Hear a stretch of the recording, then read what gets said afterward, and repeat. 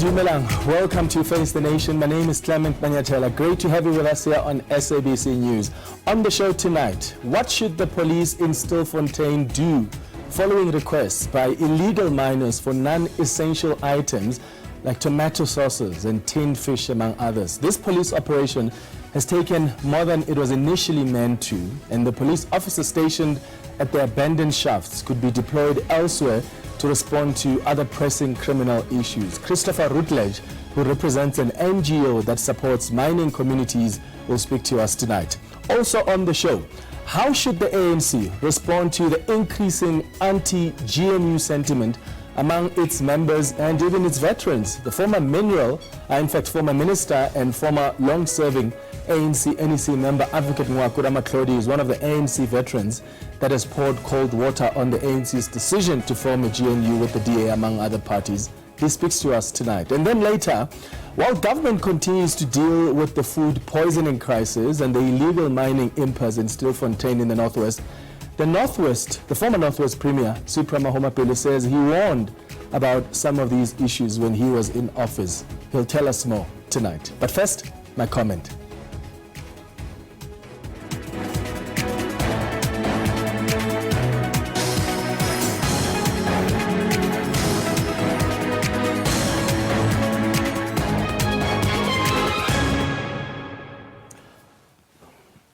So what on earth is going on in Stilfontein in the Northwest? The illegal miners that are still underground are now making more demands. They're asking for, listen to this list, tomato sauce, mayonnaise, bath and laundry soap, tinned fish, detergent. In fact, last Friday they were asking for a candle, snuff and sorghum beer to perform a ritual to cleanse the shaft because there are people that have died there. The requests are really making a mockery of our rule of law, in my opinion. I mean, 2 illegal miners resurfaced yesterday with a note which contained this list that truly represents what you could say is a Christmas wish list, and I think they're now playing games. Remember a week ago, one of them resurfaced and gave a love letter for his wife to one of the community leaders who handed it over to the illegal miner's lover. The illegal miner then went underground, according to reports. And that's why I was asking a week ago if community leaders in Stilfontein are not aiding and abetting illegal miners. They've been defending the miners underground and pushing for food supplies to be sent down. But what are they doing to assist the police to get the miners to retreat and come out? So how should what's happening now inform the strategy by the police? Because giving them food prolongs their stay underground, and that's why some of those in authority have said that the court order that was granted a few weeks ago derails their work. Remember that court order ordered that essential items such as food, water, and some critical medical supplies be allowed to be sent underground. But the Zamazamas have now been demanding non-essential goods. I mean, what's next? Are they going to ask for custard? Are they going to ask for sparkling water? I think this is getting ridiculous. The court order does not allow for the provision of these items that they're now asking for. And at some point, the authorities have to act. I know they were considering sending a crane to retrieve the illegal miners, which apparently costs a lot of money a day. Some have put that price tag at R1 million, and there have been questions about who should be footing that bill. So the question we're asking you tonight is, what do you make of the Stilfontein illegal miners' request for non-essential items? Yeah, what do you think the police should do now following these requests for non-essential items by illegal miners? What should inform their strategy? Because they also can't be stuck outside these abandoned shafts waiting for the miners to emerge. They need a strategy to wrap up this operation. Let us know your thoughts on WhatsApp. You can send us a WhatsApp voice note on 078-459-1897. Remember to tell us your name and surname and where you're sending that voice note from. And please keep it at 30 seconds. Or you can send us an X on @FaceTheNation SABC.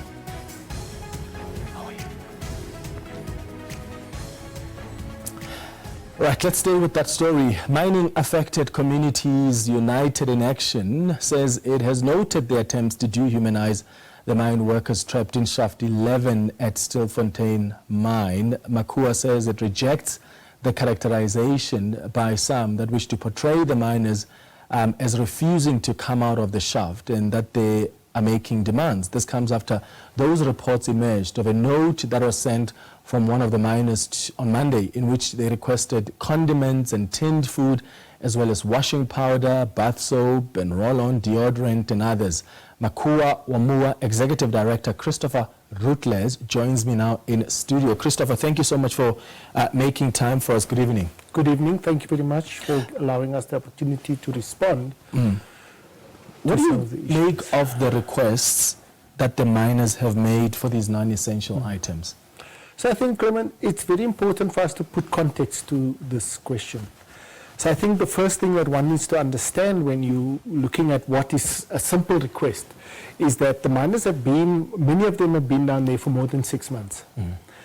For the last 4 months, they've been starved of food.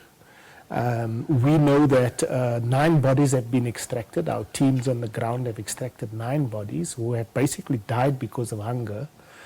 How are those bodies extracted? Are the police aware of that? The police are aware of that. It's done under their supervision. The court has instructed the police to allow us to send food and to extract people. But just quickly on that, Rutledge, because I don't remember the police confirming that there are 9 people that have died in Stilfontein. We extracted 8 in the last week. Since last week, since the court provided the order, we extracted 8, and then previously there was 1 that was And the police are aware of these people? They have the bodies. They are currently doing forensic investigations, and you know that is concerning. The fact that you don't know about it is even more concerning. Did you hear them talk about it anyway, or release a statement about it? Well, we are extracting the bodies. We have extracted it literally. It's on video. It's been in the news. So it's not something that's new. We know that people have died. It's a people have died. 9 people so far. Okay. We are told that there are more miners down that have died. They're located in different parts of the mine. And so the request, and I think this is very critical, Clement, if you'll allow me. I know that the media has been saying that people are demanding. Nobody is demanding. All the letters have been humble in their request to say, we have been stuck down here. We have been denied the basic human rights of anybody to eat and to live and to enjoy the freedoms that we all enjoy and our constitution guarantees. And in that process, they are saying, you know, we are humans. We are simply asking to treat us as humans, to get us out as quickly as possible, and so that we can resolve it. Now, the problem here sits with the way that the state has dealt with this matter.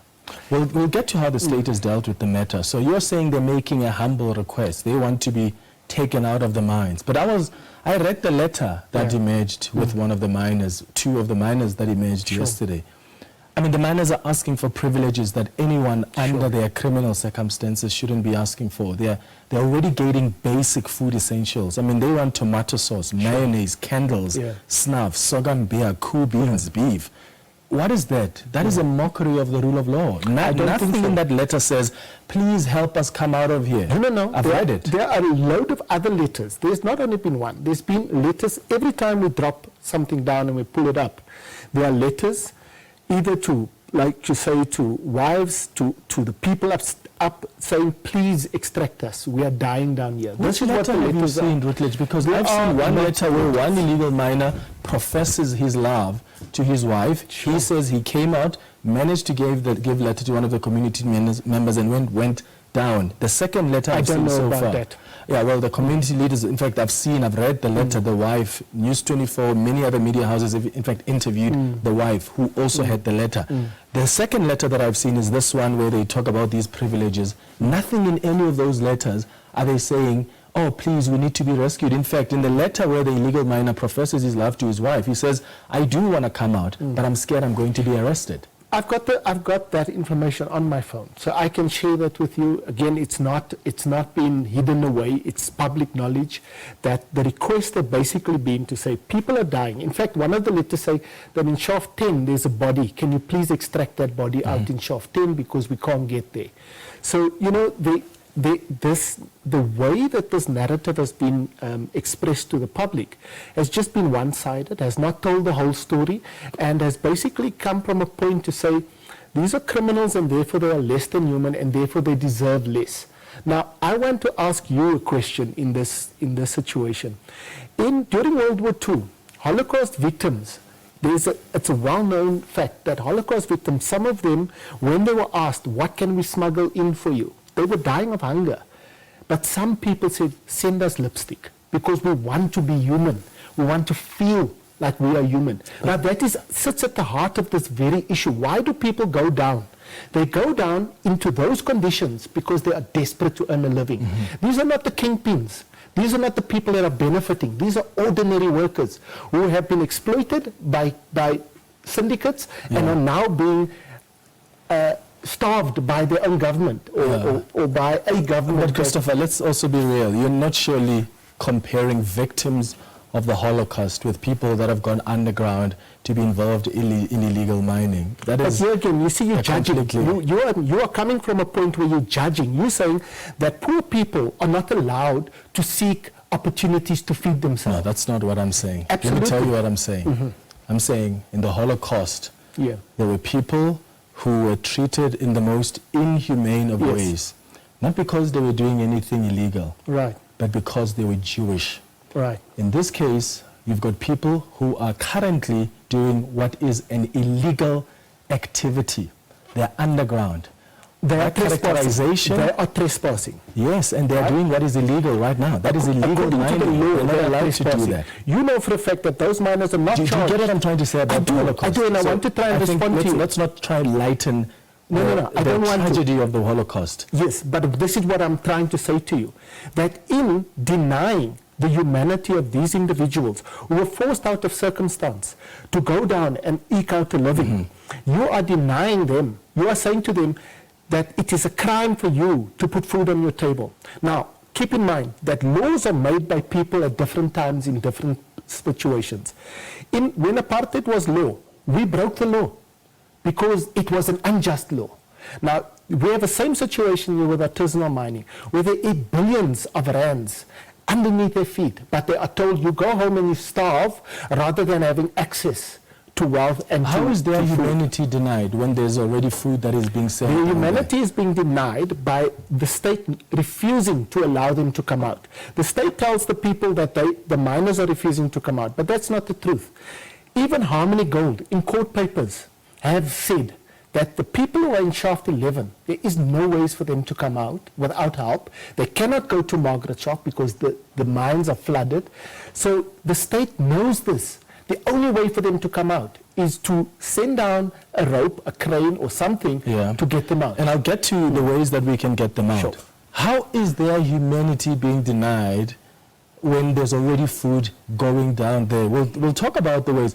And I want you to respond directly to the question I've asked. Sure. The first question I asked is, they're asking for ridiculous things. Roll-on, mayonnaise, tin fish. But this is what I'm saying. Who asks for that when they are currently undergoing a criminal activity? You are saying that a poor man who's begging for food cannot have dignity. You're saying that he must be happy with the bones that you are and the crumbs that you are willing to give him.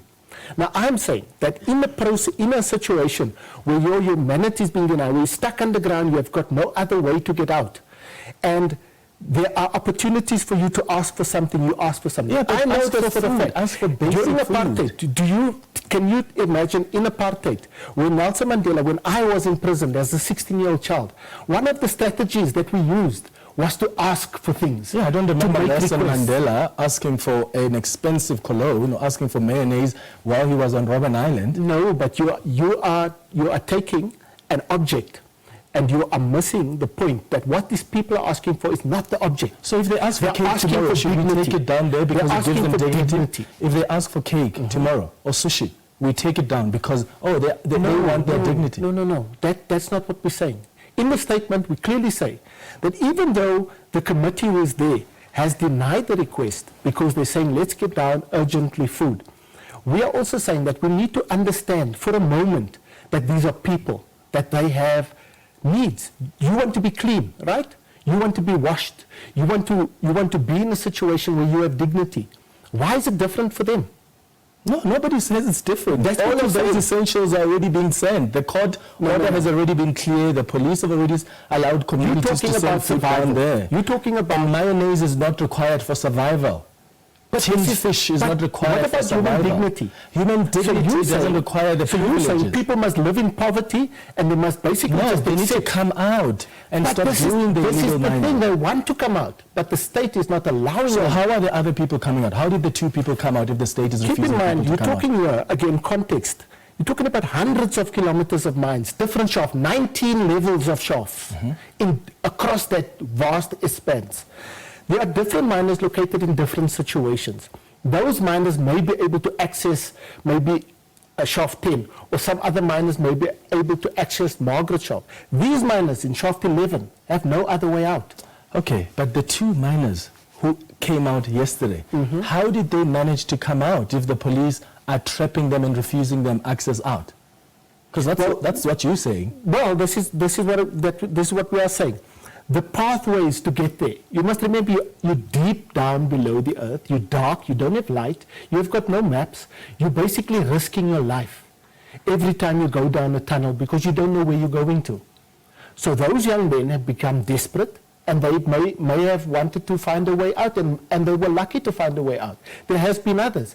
In fact, we have There's over 1,000. We have 1,000 illegal miners. Different exits. Yes, precisely my point is that the police are not trapping miners and refusing them access. If that is the case, we wouldn't have over 1,000 illegal miners that have you come out missed the already. point. This is what I explained to you now. You're talking about hundreds of kilometers, 19 levels, different areas. Not all of the miners are one homogeneous unit. They're not all in the same place, and therefore this one went out, and therefore this one is refusing to come out. So they're in able to give different one person a places. letter. Please take this letter when you come out, but I'm not coming with you. No. Well, there's a note that the two illegal miners came out with. What about the people that cannot access the narrow tunnel ways, that don't have the strength and the energy to get there? So are you suggesting the people Yes. who wrote this note, want mayonnaise and all these fancy things, are actually the people who just gave those who wanted to go out and they I'm saying that chose there are to stay in hundreds of because people they down can? there, and you cannot judge hundreds of people when you don't know the situation. Well, I'm not When you judging don't- anyone. you If are. anything, You are saying, you are basically standing on national TV and berating them for wanting human dignity. I'm saying asking for privileges under their criminal circumstances Okay. is ridiculous. Can I ask Hold you- on. If they're asking for maize meal, if they're asking for base medical essentials that they require for their Sure. survival, I get that. Sure. Because the Constitution is the supreme law in this Sure. country. And that speaks to people having dignity. Even the most criminals who have committed Human the most dignity is at the heinous of center of crimes. our Constitution. Human dignity is at the center of that Constitution. But I'm saying they're being ridiculous now by asking for privileges Can I say- under their current circumstances. Can I say that I think you being ridiculous, because what you are doing in a life and death situation where people are desperate to come out, you're focusing on mayonnaise. Well, that's what they're focusing Why on. I are you don't not see anything focusing on that on the letter. police and No. saying, why are these people not out? Well, I have Take focused. these people I have out. focused on the police because I've interviewed the police many times on the show. I'm talking to you now because there's a ridiculous request out there coming out from people who are committing a crime underground, and they are supposed to be out. Nothing in that letter says, we're so desperate, please, we're on shaft 12 on the corner of this floor and this floor. But again, you're That's not taking what they're one saying letter there. out of Well, I maybe gave you tens another of letter. I letters. gave you another letter that Maybe was sent tens of out. letters. The other letters have said, please take us out. We are desperate. We are dying. How do you suggest the police should do that? Well, Must the they go police- underground? No, they don't have to. They need to drop the cage, allow people to enter the cage and pull it out. Which costs about R1 million a day? That may be so. Who's But gonna we're fit talking that about bill? human lives here. Are you saying that human lives No, that's not what I'm are saying. less important than money? No, I'm saying, how do we do that? Who foots the bill? Who do you think? The police where have money got a comes from? 2.2 billion rand allocated to them via the MPA and the Criminal Recovery Asset Forfeiture Unit. 2.2 That's billion not the rand. money for the That is for operation. Operation Valam Godi. But is that the operation telling me for, that for they the can't miners take that money? to be rescued? But it's for that operation, and this is part of what that operation now entails. So you're trying to say there's 2.2 billion rand there, but let these people die. No. Exactly. Nobody This wants is, people to die. this is the ridiculousness Nobody of the wants- way that people focus on mayonnaise when people are dying. Nobody wants people to die. Everybody wants anybody who's underground to really come out. Then let them come out. The police have spoken about this operation and how complex it's going to be. So if you are saying that there are certain people out down there who don't even have the energy to come out, when the crane gets down there are people that have to get on it. How confident are you that there are people who actually get on that crane and come up, and 1 million We're doing it. We did it today. We wasted? extracted another 2 people today. Right? People want to come out, but we can only extract 1 at a time. We've got to pull them One up a day. 1 at a time. Okay. We've got to pull them up 2.5 kilometers, which takes forever because we're using manual labor. Now the state has got the resources to make this process easier. They're complaining about they are there and the people are not coming out. Let the people come out. Put in place the infrastructure. There is a mine rehabilitation fund that the DMRE is sitting on, millions and millions of rands. What else are they going to use it for if not to save lives? Yeah. So actually looking at the NPA statement that was sent out about that 2 billion rand? 2.2 billion. Yeah, so the original NPA statement doesn't say anything about illegal mining, and this is the confirmation we got from the NPA. I've sent you the quote by the Batoi. Yeah, what I did in the then Mail is and Guardian. I went to Batoi's office Yes. and then I asked them to clarify, and that's not what they're saying. Well, that's what the Mail and Guardian has said. So Well, you're that's saying the Batoi's Mail and office. Guardian has No, you're reported referencing the incorrectly. news report. I'm referencing the Batoi's office, which Yeah. is the NPA. So what is she saying? There's no money for this operation. Well, it's not necessarily for them to do what you're saying that it's But intended what for. else are you going to do it for? Isn't our duty as a constitutional state to protect the human dignity, to protect lives? Yeah, and it's to Then ensure how that there's can justice. that even be a question? If the money's there, Yeah. use it, save the lives, then we can talk about mayonnaise. All right. Christopher Rutledge, thank you Thank so you. much for coming to the studio. Appreciate Really it. appreciate your time. After the break, we're going to have a conversation with the former minister and the former long-serving NEC member, Ngoako Ramatlhodi. Stay with us here on Face the Nation.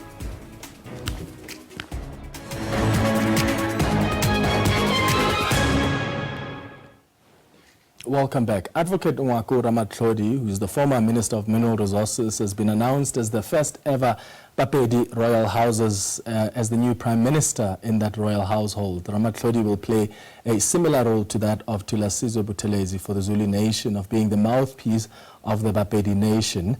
The former minister has been in the forefront of politics in the country, going as far back as 1994, and he was named as the first Premier of Limpopo. But of course, this is someone who's been in the struggle for freedom for the longest of times. Advocate Ramatlhodi, thanks for making time for us on Face the Nations, and congratulations on your appointment as the Prime Minister of the Bapedi Nation. Thank you very much indeed. Thank you so much. What will your responsibilities entail? Well, the first Councillor of Majesty, the face of the Kingdom, Chief Executive Administrator, Liaison Officer, Ambassador, those sorts of roles.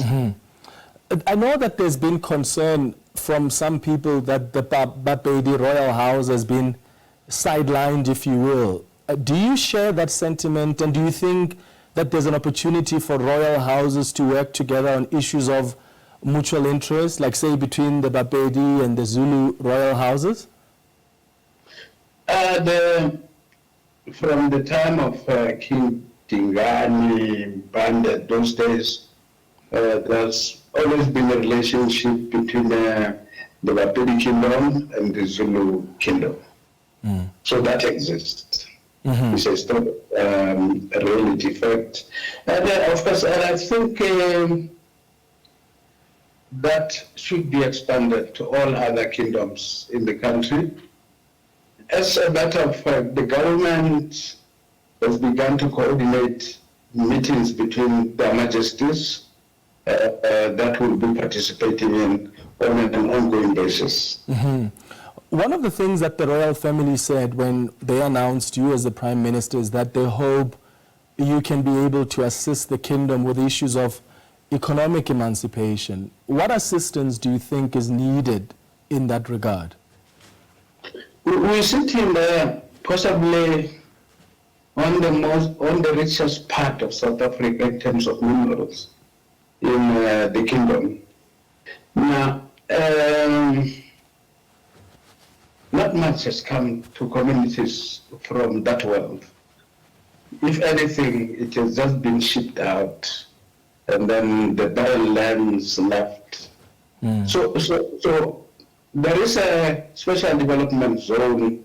In fact, there are two. There's one in Makado, and there's another in Skukuni, in Vegasport. Now, those development zones need to be activated with vigor, without waste of time. What about the need for the royal family to be united, Advocate? There are some that don't support even your appointment as the traditional Prime Minister. I was checking out what the spokesperson of the aggrieved members of the royal family, I think it's Makokosi Kukune, who said that the Queen Mother had no mandate to make such a huge appointment because the battle for kingship is still before the courts. How important is that issue as the Prime Minister to unite the royal family? That's the first assignment that any Prime Minister appointed would have to do, to make sure that there is peace in the family, and that there is peace in the council, and that there's harmony in the kingdom. I don't think that is a task which is beyond my ability. My history speaks for itself in that regard. You know, I'm the only premier young at 36 that had to 1994 to unify 4 administrations, and nobody was faced with that sort of task. I did it with distinction. So I failed to unite a family. Yeah. I want to ask you now about the national government of national unity now. As someone who has been in politics for so long and is still, a member of the biggest party in the GNU, why do you believe that this GNU is akin to giving power to white people, as you previously stated? I've been writing about this since for years. When I was minister and when I was premier, the deal we struck in 1994 was unfortunate, in the sense that it left the economy in white hands and gave blacks empty political power. And the foundation of any society is the economy, as you would know. We have got to eat, we have got to drink. Those are basic things. If the economy does not give you that, if politics does not give you that, it has certainly begun to address the real needs of your people. And this is what this economy is doing. This economy woke up to a statistic which says that 27% of our children under the age of 5 in South Africa are suffering from malnutrition. Those are African children suffering from malnutrition. In South Africa, the richest country apparently on the continent, with the biggest economy. What does that tell you? So why do you think then, because of those challenges that we're facing, the ANC shouldn't have gone with this option of teaming up with the DA among the other parties in the GNU? Well, I've not singled out the DA, but the DA is a very interesting phenomenon because it's a relic of the past. It's a ghost that has risen and it has regained power over the years and confidence as we slumber from one failure to another. Now, they represent the past. They oppose anything that suggests change that can alter the balance of power in this country. That's what we are dealing with. And the ANC says, well, they didn't have any other choice. Other parties were coming up with demands that the ANC couldn't meet. You remember the MK party initially, they said, well, we want President Cyril Ramaphosa to be removed before we can even get into any coalition. You had the EFF saying, if you are bringing the DA on the table, then we're not going to be part of this government of national unity. So the ANC's justification is that what else was open for them? They had an open invitation to work with other party that was interested to form a government to advance the interests of South Africans, and they're saying that's all that they did. What I've said to Tito, when he was complaining about the GNU, I wrote this written, but that this was planned a long time ago by the regime change forces. They had a strategy. Helen, Zille and the Klerk could predict that after so many years, the NC would be forced into a coalition with the DA. So they are better prepared than the NC. And in fact, we are going to see what will happen as we go forward. The DA so-called ministers will form the NC ministers. And then when that happens, like they're using the Western Cape to say, where we govern better. In the next election, what will happen is the following, not by words. They'll say where we run ministries better than the NC ministers. And the media will support them. And they'll kill the NC without fail. But that's just going to happen. And it's happening now, by the way I'm speaking. Yeah. But then, I mean, if really they make a claim like that, one has to just do the simple task of checking if that is true. If indeed they would have outperformed and done better than... It's going to happen. It will be true because they are better prepared. But the think tanks outside the government, they've been preparing for this phase. We have not been preparing for it. So they will outperform us, not because they are clever or better, but infrastructure which will assist them to succeed. Yeah. Do you think that there are more people in the ANC that are opposed to this GNU or this current setup? And if so, have they raised their discontent and were they listened to? Because ultimately, as the ANC, you have to take collective responsibility for this decision to be part of the GNU. Look, at the end of the day, decisions are taken by the majority, and we all must abide by that. And none of us should do anything, in fact, to undermine those decisions. But that does not mean we cannot express views and opinions about our own assessment of the situation, because we'll be disingenuous for this revolution. Speaking of Tito Mboweni, someone that you were very close to, you've spoken to him, the late former minister, a lot, and he has shared with you how he feels about the GNU. As you said, during the time when he was complaining, these are the conversations you used to have with him. How fiercely opposed was he to this setup as well, and what exactly was he concerned about? He used the words to say, I'm quoting what he wrote and is quoted in the Sunday Times. He says, the DA is governing the country. Ziyakhala kwamlungu. Then see better be disabused about this reality. That's his words. I'm quoting, and it's not me. That's what people say. Yeah, and I mean, that was quite a lot, what he said. And this is a message he sent to you in June, which said, and I quote, just to reiterate what you said, good morning, I said it on Sunday, and I'm going to say it again. The DA is the ruling party, and Cupcake is a front. Live with it, ANC members. Ziyakhala kwamlungu village, end quote. What did he mean by this message? What did you understand him to mean? My response was that what I've just said now, I've seen it. I am quoting, I've seen it. And we're responding to an advert. It was Helen Zille speaking there, which prompted Tito to say the things he was saying. Yeah. And then I was saying, I've seen that TV app. And then that they planned it for a long time. And they are more ready than us to get into the GNU.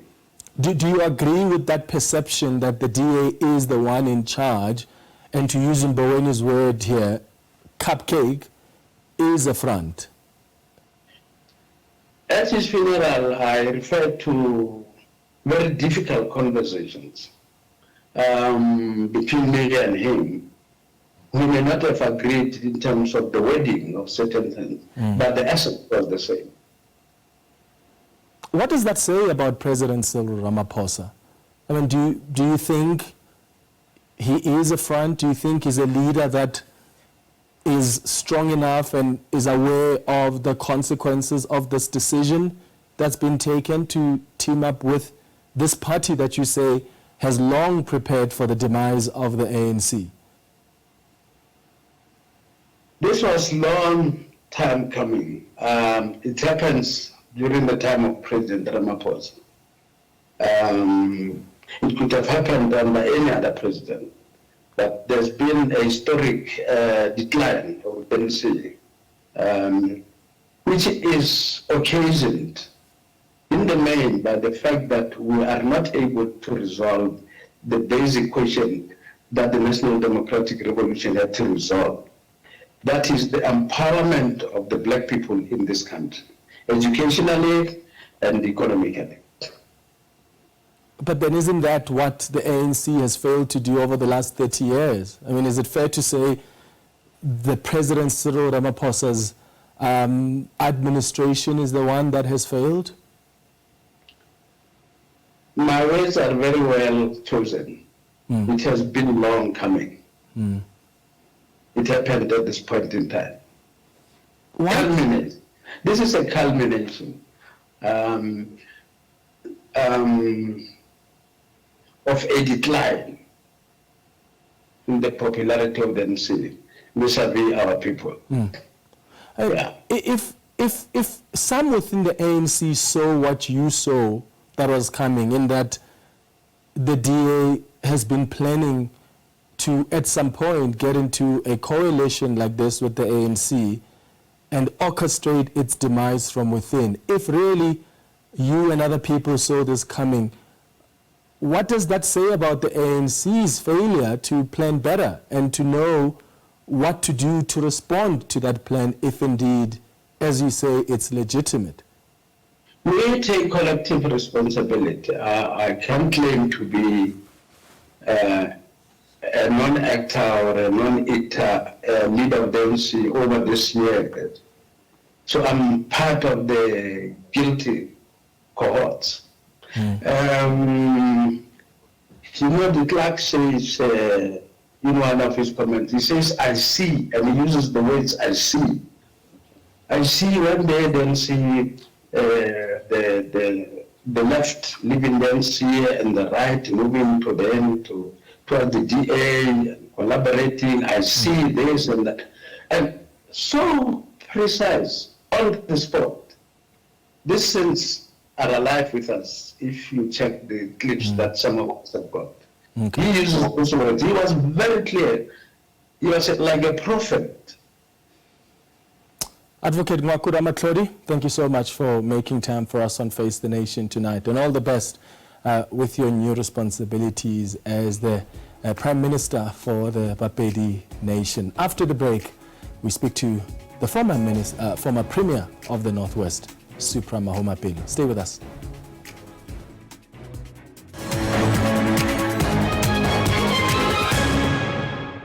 Welcome back. The question we've been asking you tonight on Face the Nation is, what do you make of the Stilfontein illegal miners' requests for non-essential items? Let's take a look at some of the tweets that have come through so far. Tsebo says, we must never be compelled nor guilt-tricked by those criminals to give them food.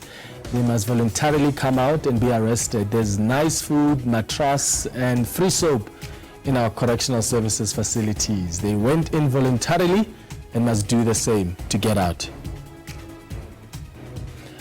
Mogale says, greetings. The request is an absurdity of epic proportions. The police must perform their functions, which includes arresting those who break our laws. These illegal miners must be treated like all other lawbreakers in South Africa. The rule of law must prevail. Vuyo says, good evening. The demands by the illegal miners are ridiculous. They're now taking advantage of our government and making a mockery out of it. Why not just come out if there's no help, if there's help to do so? Thank you so much for your interaction on Twitter. Let's move to this now. South Africa is facing controversy over Spaza shops, particularly regarding fraudulent business registrations and food safety in townships. Recent food poisoning incidents linked to products sold by these informal traders have led to the tragic deaths of over 24 children and hundreds of hospitalizations due to harmful substances. When Supra Mahumapelo was Premier of the Northwest, he proposed approaches to better regulate Spaza shops and address illegal mining. The ANC NEC member and the former Premier of the Northwest, Supra Mahumapelo, joins us now in studio. Mr. Mahumapelo, thank you so much for making time for us. Good evening. I want us to pick up from where I left off with your colleague, your comrade, the former Minister Ngoako Ramatlhodi. You managed to hear what he had to say about what he believes has always been the plan of the DA to somehow share government with the ANC, only to see its ultimate demise, the demise of the ANC. What are your thoughts on what he said? I wish we had time. The National Executive Committee of the ANC has taken a decision on the GNU approach. So we are beyond that decision. What we need to do now as the ANC, as society, as supporters of the ANC leaders and so on, is to say, in addition to the task of the GNU of service delivery, how can we make use of the GNU to achieve the strategic mission of the ANC? Its historical strategic mission is the unity of blacks in general and Africans in particular. And that thing is not there now. It's not a matter that we're discussing. So I'm saying our energies must be now focused on how do we use this instrument to achieve that strategic objective of uniting Africans. Advocate Ramatlhodi's point, though, is it's impossible, virtually impossible to do it within this instrument. BEE, for instance, is already being questioned. NHI is being questioned. The Bella Act, which is the ANC you said is going to transform the education system, is being questioned by the very same party that is sharing power with you together with other parties in the GNU. So my question is it even possible to use this instrument to achieve that strategic objective? It's very, very possible. I won't say some of the details here because they're a bit sensitive.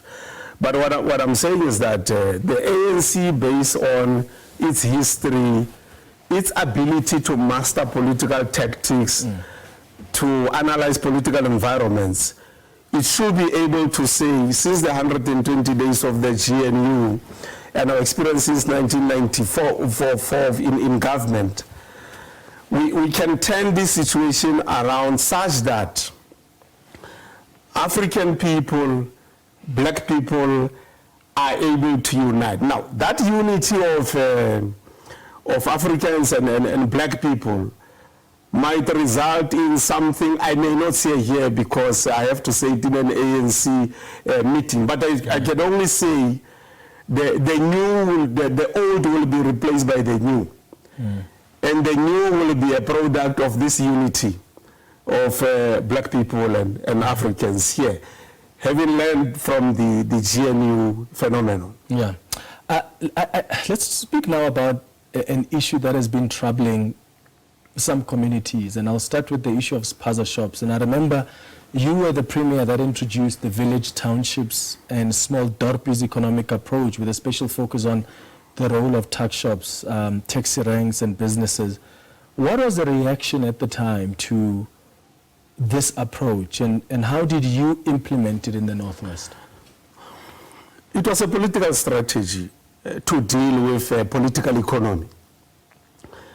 And the strategic objective was to make sure that we transfer the economy to black people and Africans.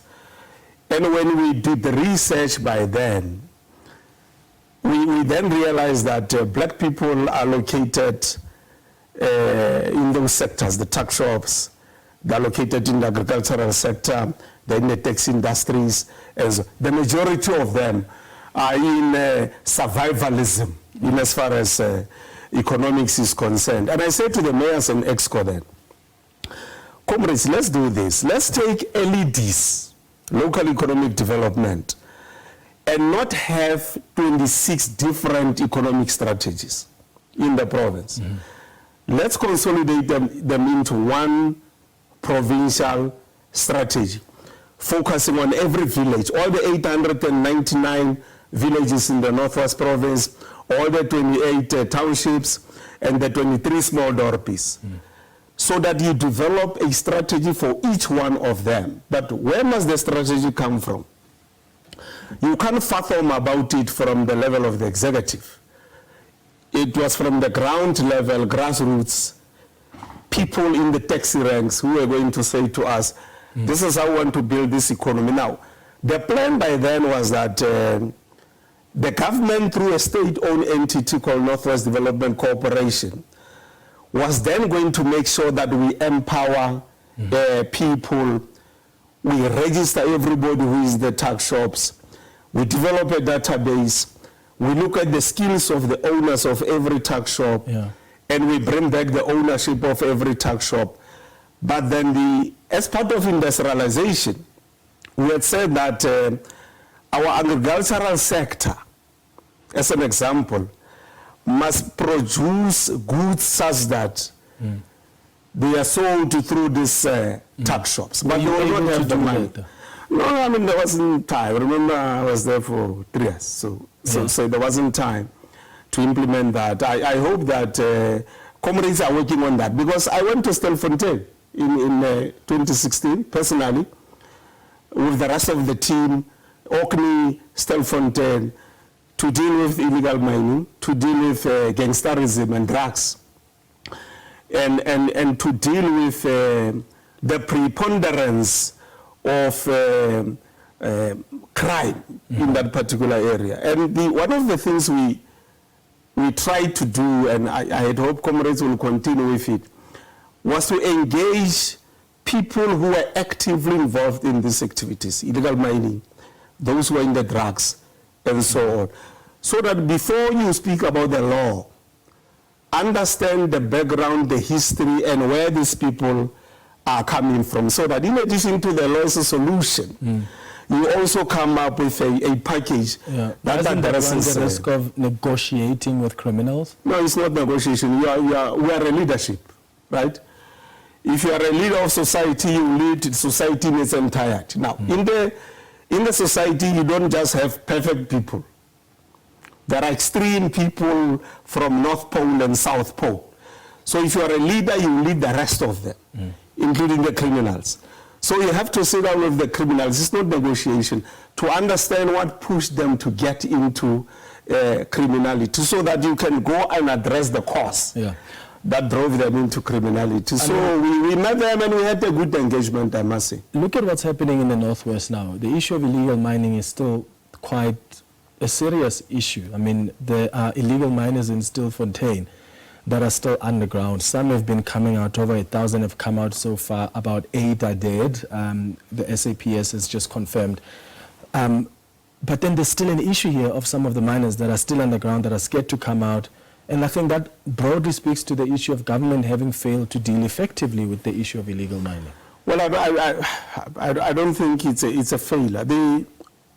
The strategy we should be implementing there, which we introduced in 2016, was that we need to formalize the mining that was taking place there illegally. But you can only do that when you've profiled all these people and you've got their backgrounds. The second approach tactically was that having looked at them, some of them must be absorbed, for instance, into police. Some of them must go to intelligence. Some of them must go. Some of these people. Illegal miners. Not just illegal miners. Remember that there are people involved in drugs and so on. So you are trying to come up with a solution. So they become entrepreneurs. You take them for trading, capacity building.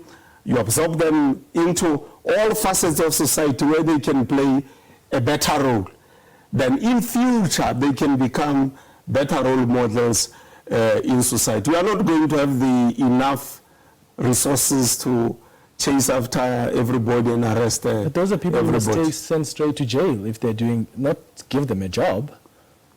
We had said, this abandoned mines, one of the things we must do with them is tourism.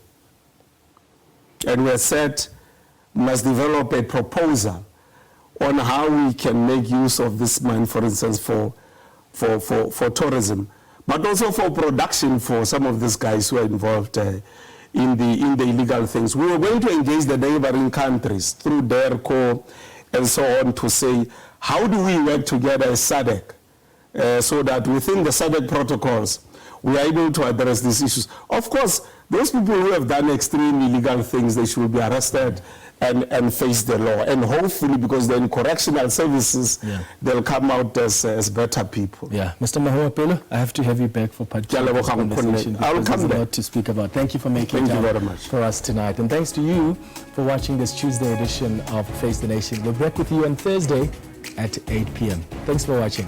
Cheers.